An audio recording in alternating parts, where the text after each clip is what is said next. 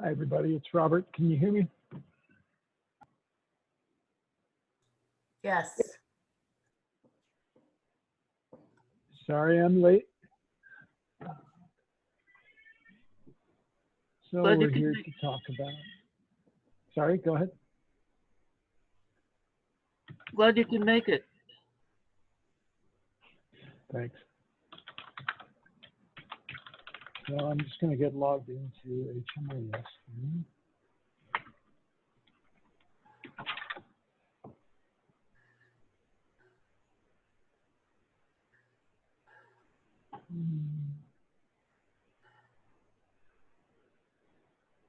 Okay, you should be able to see my screen.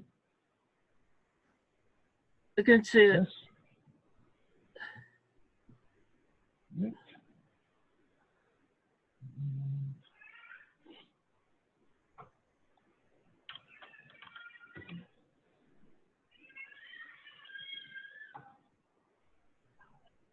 All right, so we have new coordinated entry requirements that go into effect on October 1st. Basically, we need to start recording every single contact that the coordinated entry system has with any of the participants. If you're already doing street outreach, then you're probably pretty familiar with the concept. But we'll say that we did an intake on this person today. I already filled out some demographic stuff. It's all getting auto-filled here. The new coordinated entry data elements are all right here. So the people that are obligated to do this are our access points, which are the Arcata House Annex, 211, and DHHS Street Outreach. So I know street outreach in particular, you do other things, so you may not even know, when you're coming into contact with somebody that's enrolled in the coordinated entry system. But if you're going in to record street outreach contacts, you should also see whether or not your client's already enrolled, and then you can just record contacts in the coordinated entry project at the same time as you're doing your street outreach contacts. I know that creates more work for you, and I'm sorry. We may actually see the current living situation just autofill when people fill out MIST. Does anybody notice that happening? You fill out a contact in MIST and it will show up in coordinated entry. If not, just let me know if you run into that. So we already added a current living situation for this person when I did the previous new data element training.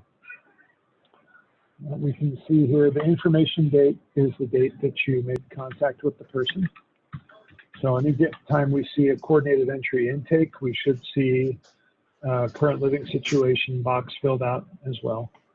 Current living situation at intake, we are going to expect it to be probably place on for habitation, emergency shelter, or an institutional setting. The person's getting out, they've been in there less than 90 days.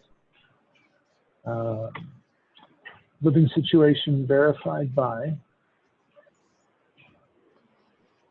I've been thinking about cutting this list way down. Right now we have a list of every single project that exists. And I don't think 2-in-1 is actually one of them, but if you remember that MIST is, I thought I could remember which one it was. Yeah. 140. Anyway, if you work for 40? 140. 140.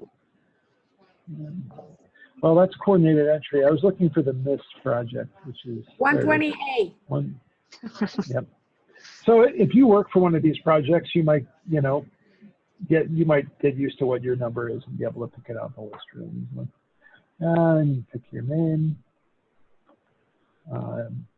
We know the people that are recording this data might not be the same people that make contact with them. Anytime, if anybody notices somebody that needs to be removed from this list or added, just let Georgia know. This question is relevant if we're trying to assess for imminent risk of homelessness.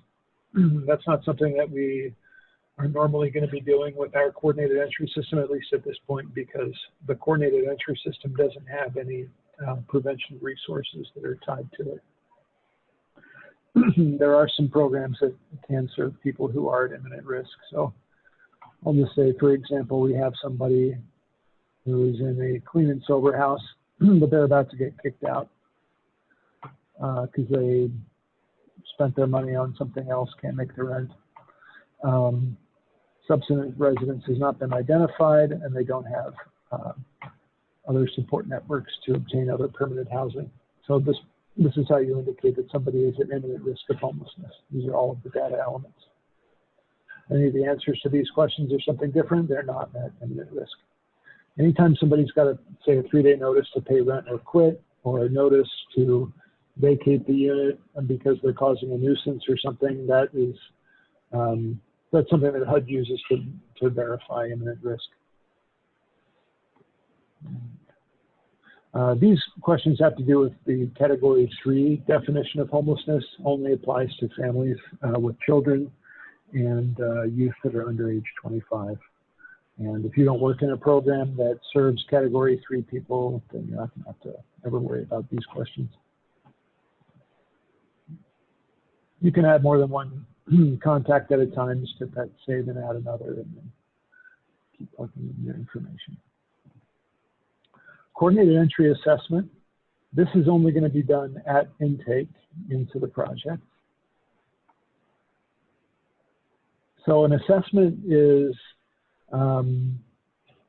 anytime we're doing our coordinated entry intake, or BI SPDAT, and we get the release of information from them. And these are our 3 approved entry points into the system. You can say how you did the assessment. Virtual, I don't know. I guess if you did it over Zoom or something, that could be virtual. We're not going to be using crisis needs assessments. We're just doing housing needs assessments. And prioritization status, just leave this blank. This is something that me or somebody else that works with the prioritization list are going to have to go back through the system and plug it in later, because you're just not going to necessarily know when you're doing the intake whether or not the person will be on the prioritization list.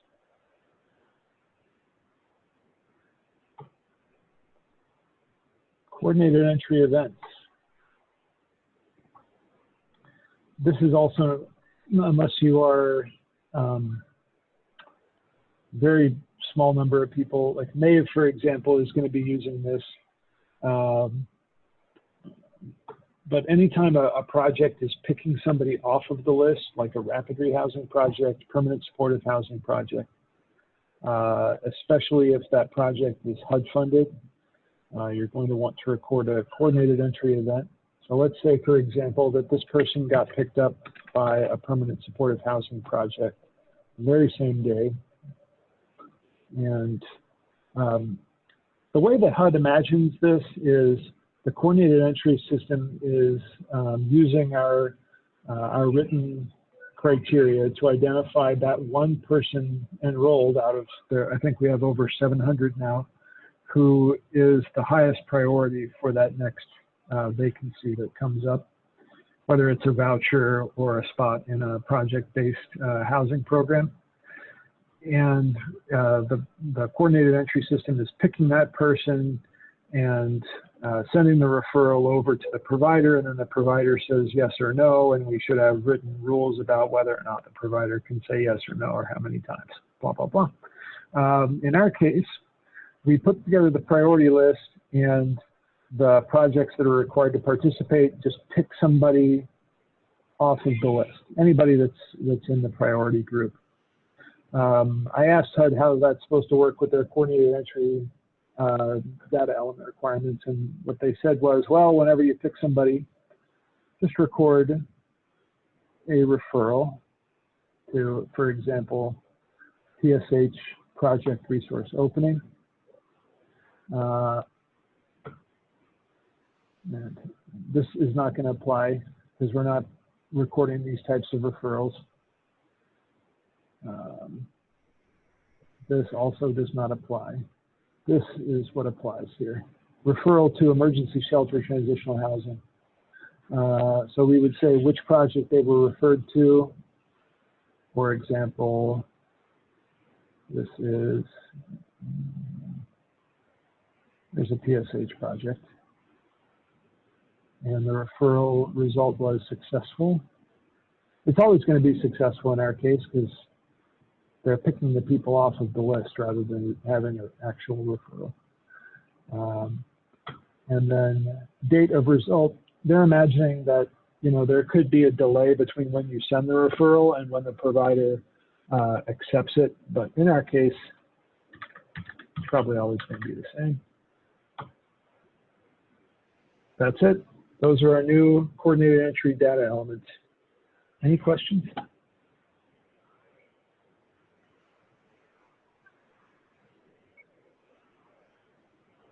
Not too difficult, right? No. Nope. All right. Well, thank you all so much for joining. George, anything you want to add before I end the meeting?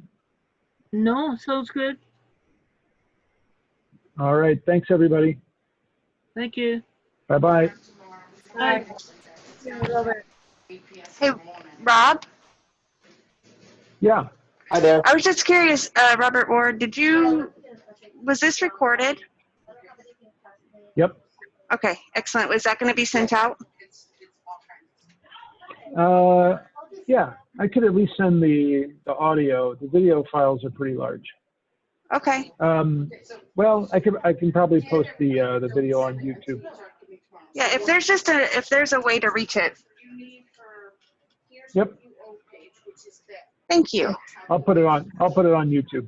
All right. Okay. Have a good one. That's excellent. Thanks. Excel spreadsheet.